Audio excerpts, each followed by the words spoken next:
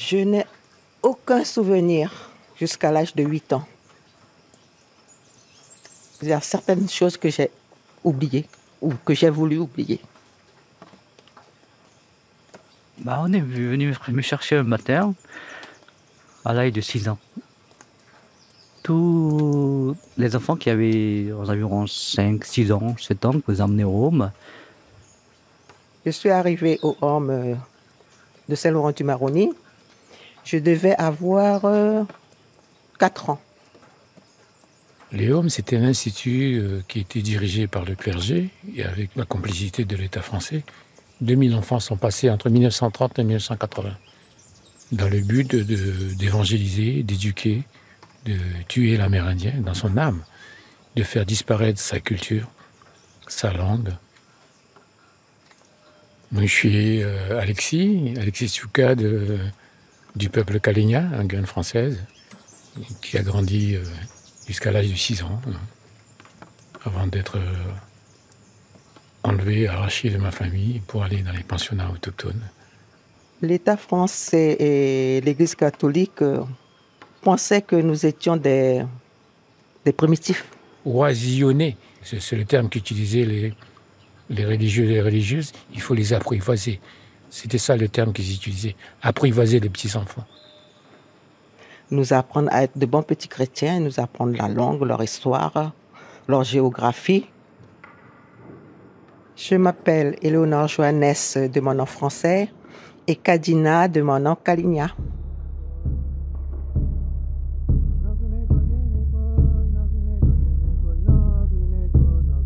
Nous sommes en Guyane française, 6 peuples, les Kalinia auxquels j'appartiens, les Lokono, c'est-à-dire les Arawaks, les Païkwéné, anciennement appelés Palikour, qui sont sur le littoral, ces 3 peuples-là, et les autres sont à l'intérieur de la Guyane. Ce sont les Wayana, les Teko et les Wayampi. Nous avions déjà une civilisation avant qu'ils arrivent. C'était méconnaître tout ça, c'était imposer leur histoire, imposer leur culture. Comme des oiseaux. L'enfance volée des Amérindiens de Guyane. Un documentaire d'Alice Le Filleul et Clément Baudet. Réalisé par Charlie Marcelet. Pour le podcast Profil sur Arte Radio.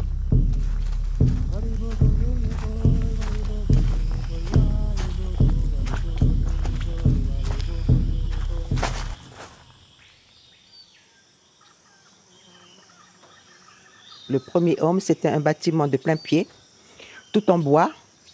Je me souviens que les dortoirs étaient séparés en 2. Il y avait une partie pour les hamacs, pour poser les hamacs pour les Amérindiennes. Et en bas, c'était le réfectoire, la cuisine.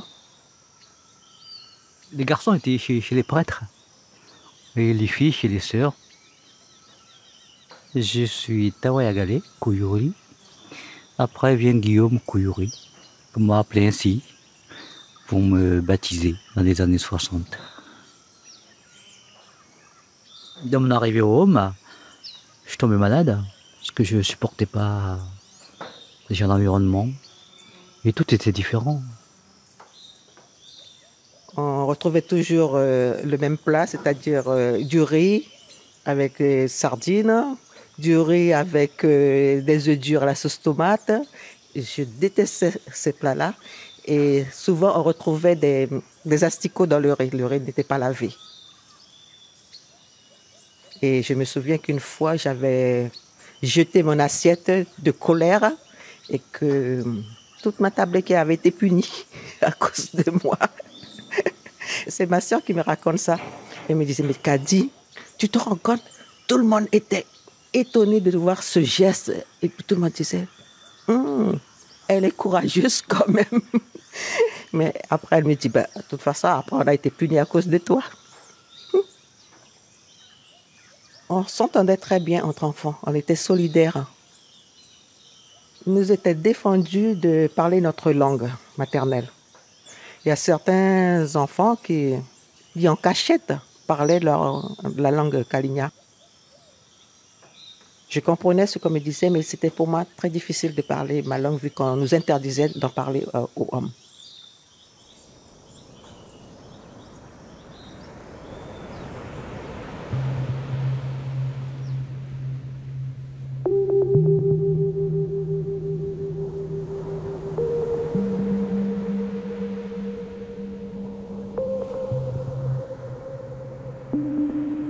Kala pawanyi, tawa galeawa. Masona boyi maya, unduinyo. Je vous transmets ce message. Amia kuilo yaula et dapodoa banama podoa onmekagume, afin que nous puissions nous rassembler en cercle, d'apporter un message pour le monde de demain, pour nos enfants. Kachimeyombo yasakalu. Pour dire qu'il y a des cultures qui survivent, il y a des cultures qui ont disparu complètement. Yasakal komodo no mo est triste. Maswa nawinyo. Et malgré ça, il ne faut jamais oublier que nous sommes simplement un grain de sable sur terre.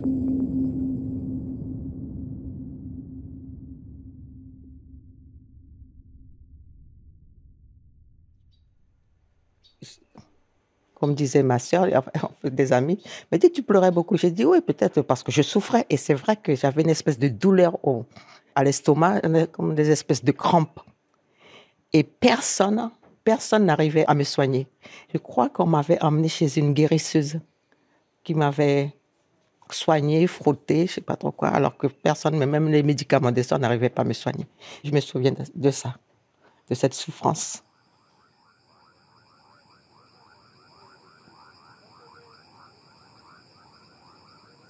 Il fallait qu'on apprenne la religion catholique. Obligation d'aller à la messe tous les dimanches. Obligation le matin à 6h du matin, réveil de s'agenouiller et de prier et de chanter. Et je détestais prier. Chanter le matin à 6h du matin qu'on est à peine réveillé, c'est un peu dur. Lorsqu'on allait se confesser, il fallait se trouver des péchés. Alors, c'était beaucoup inventé aussi. Et ça, je ne comprenais pas qu'on puisse faire quelque chose de mal à Dieu, alors que nous avons été élevés dans cette spiritualité où tout, c'est un tout. Chez les peuples amérindiens, il n'y a pas tout ce monde séparé. On doit le respect à tout ce qui existe, tout ce qui est vivant et tout ce qui est nature. Prier un seul Dieu, pour moi, c'était incompréhensible. Après cela, je ne suis plus jamais retournée à l'église. Il n'y avait pas cet espace de vie, cette liberté de vie qu'on avait lorsqu'on était gamin. Les autochtones, en général, ils ont cette liberté de vie. Il n'y a pas d'espace limité. Donc, il faut savoir que les Homes indiens, c'était une prison. La limitation de l'espace dans les Homes était très, très frustrant pour nous, en tant que jeunes pensionnaires.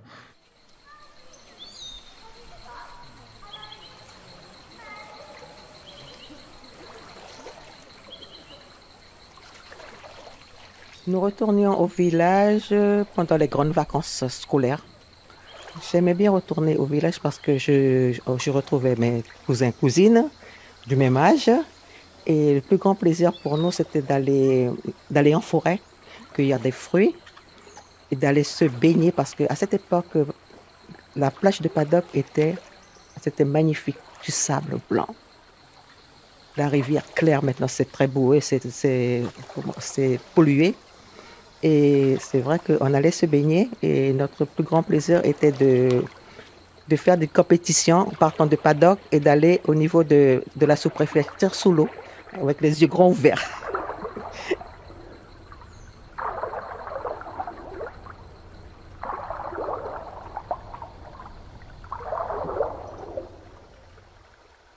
C'était l'explosion, c'était la liberté, on faisait ce qu'on voulait.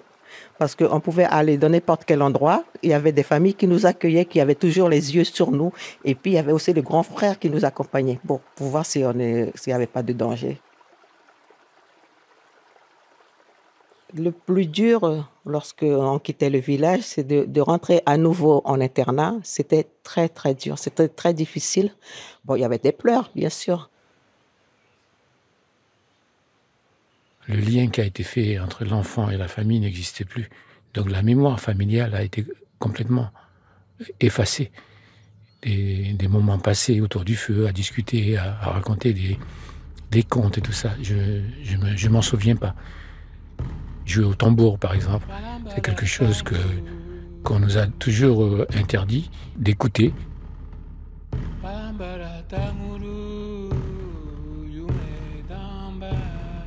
Lorsqu'il y avait des manifestations qui étaient organisées dans la commune où il y avait les hommes indiens, on n'avait pas le droit d'aller écouter la musique jouée par nos ancêtres, enfin par nos parents, par la famille, alors que c'était notre culture.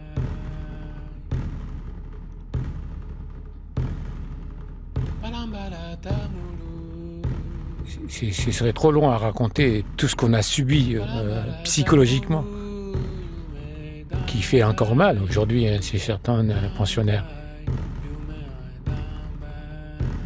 Moi, je m'arrive à m'en sortir, puisque il y avait quand même la présence très forte de ma famille et qui nous a sortis de là.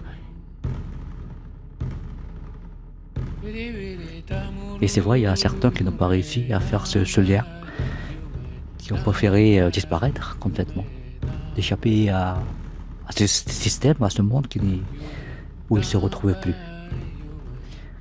Et heureusement que mon père a compris à un moment de sa vie qu'il fallait réintégrer une immersion totale dans la nature. C'est comme ça qu'on a pu sauvegarder un petit peu, c'est ce qui nous restait. C'était une forme de colonisation, on peut appeler ça le génocide. C'est un génocide culturel, c'est un génocide d'un peuple. C'est un peu ça aussi l'histoire. On a détruit pas mal d'êtres humains innocents.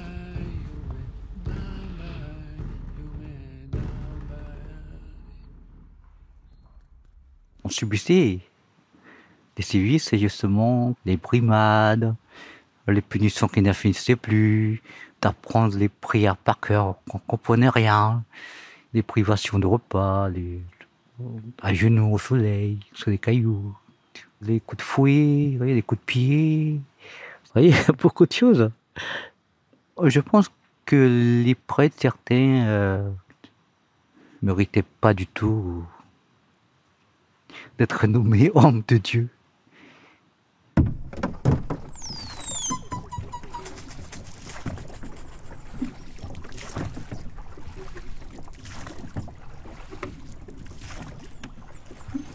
Mon père a compris ce système-là, puisqu'il ne comprenait pas pourquoi on ne savait pas faire un panier, on ne savait pas mettre un leurre pour pêcher le poisson. Et c'est là qu'il a compris qu'il y avait quelque chose qui se passait. Il disait, vous ne ressemblez plus aux enfants qui grandissent dans les villages. En fin de compte, mon père a compris lorsque le regard a changé. On ne le regardait plus comme si c'était notre père. Il venait vendre du poisson à la commune de Mana. Et lorsqu'on le voyait, il venait nous voir et tout ça. Et on partait avec lui. Et on se mettait dans la pirogue, on se mettait sous la bâche et on retournait au village. Et combien de fois moi j'ai fugué, je ne me souviens plus, 3 ou 4 fois, mais à chaque fois les gendarmes sont revenus en faisant pression sur nos parents.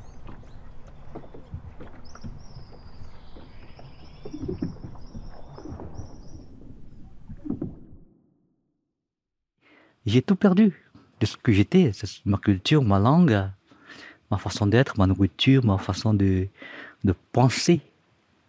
Donc tout ça pour essayer de nous changer, de nous transformer. Mais bon, on a peut-être réussi. Mais j'en doute. Toute ma scolarité, je l'ai fait avec les sœurs jusqu'au bac. Heureusement que je ne suis pas rentrée bonne sœur. Hein.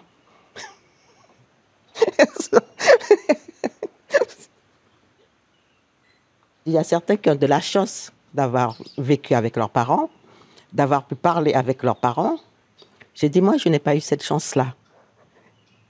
Seule chose positive, c'est que je peux vous raconter mon histoire aujourd'hui dans votre langue.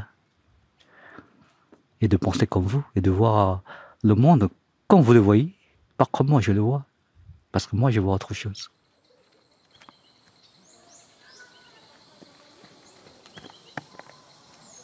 Je suis devenue une petite Française. J'ai enseigné pendant 20 ans à l'Éducation nationale. Ce n'était pas possible de rester dans l'ignorance de sa langue, de ma langue. J'étais déjà à la retraite quand l'envie m'est venue. Il a fallu que je l'apprenne à nouveau. Il fallait que je comprenne les autres. La parole, c'est quelque chose qui vient du fond. Oui. Avec la parole, on peut tout faire. On peut se guérir. On peut se soigner. On peut se nourrir. C'est tout ça, la parole, le verbe, c'est quelque chose de très puissant.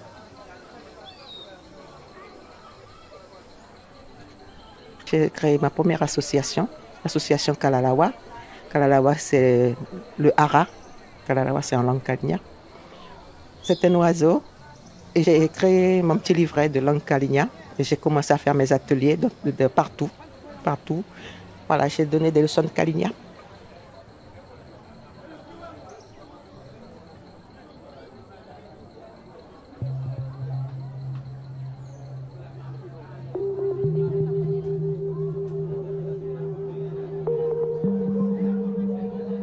Ya sekarang cuma ya apa?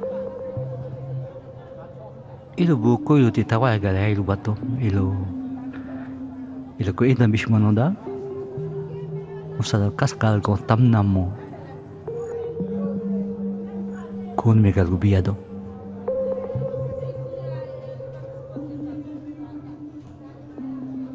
Tout ce qui est histoire, légende et les coutumes, j'ai mis beaucoup de temps à me replonger là-dedans. Mais maintenant, je suis à l'aise. Iyo gilo, ni wala kamamul kendil kwajima. Usado kasakal ko pupunaka. Ilo mo yung buo kamamul ko, ipinakamapama.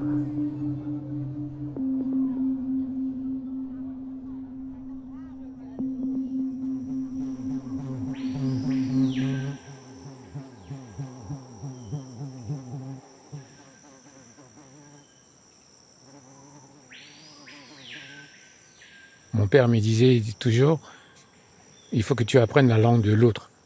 Ce sera une langue diplomatique que tu pourras utiliser dans ce que tu es en train de faire. Et c'est ça qui m'a amené à être ce que je suis en tant que militant, en tant qu'un des premiers négociateurs sur la Déclaration des Nations Unies, qui m'a poussé à rencontrer d'autres personnes qui œuvrent justement pour que le droit des peuples autochtones soit reconnu et que ce passé historique soit reconnu. Il faut que l'on connaisse cette histoire. C'est vrai que ça a été très longtemps occulté. La plupart des habitants de Guyane ne savaient pas ce qui se passait aux hommes. On cachait une partie de l'histoire de la Guyane alors que ça existait en Guyane. Et comme dans certains pays aussi, donc il fallait en parler. Il faut en parler, il faut connaître l'histoire. C'est des choses similaires comme ça se passe au Canada ou en Australie, donc il faut le dire. Il faut le dire. L'Église catholique n'a pas fait que du bien. En parlant de l'Église catholique, c'est vrai qu'il n'y avait que cette Église catholique qui était présente. Maintenant, avec toutes les religions qui arrivent, c'est encore pire.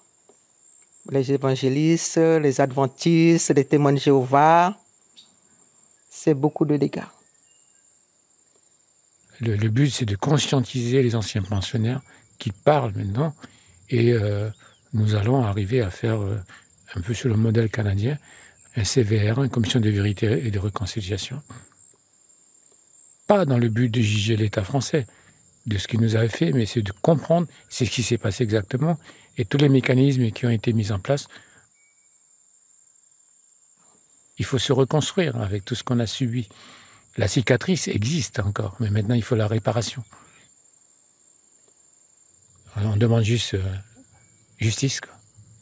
Que le droit à la justice parle maintenant, quoi. Et à la dignité.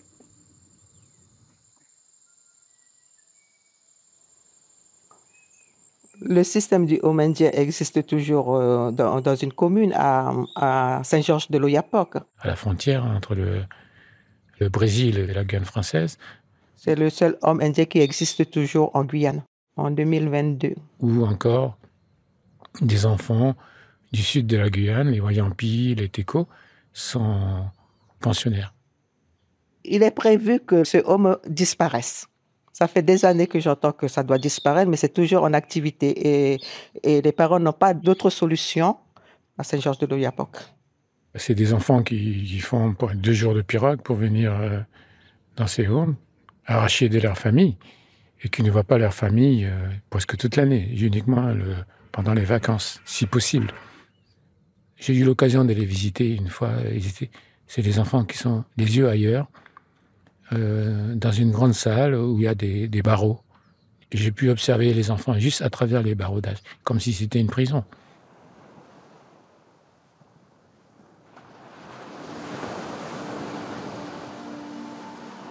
La Guyane ne doit pas oublier que le socle, ce sont les peuples premiers. Il ne faut pas oublier, il ne faut pas que l'on dise que la Guyane n'était pas peuplée, nous étions déjà là. Il y a eu des luttes aussi, depuis le début, depuis l'arrivée de Christophe Colomb, jusqu'à maintenant. La lutte continue. On a eu la force de résister, l'esprit de survie qui nous anime chaque jour. Toute cette histoire-là, toutes ces étapes-là, il faut que ça soit enseigné dans les écoles. Nous faisons partie de l'histoire.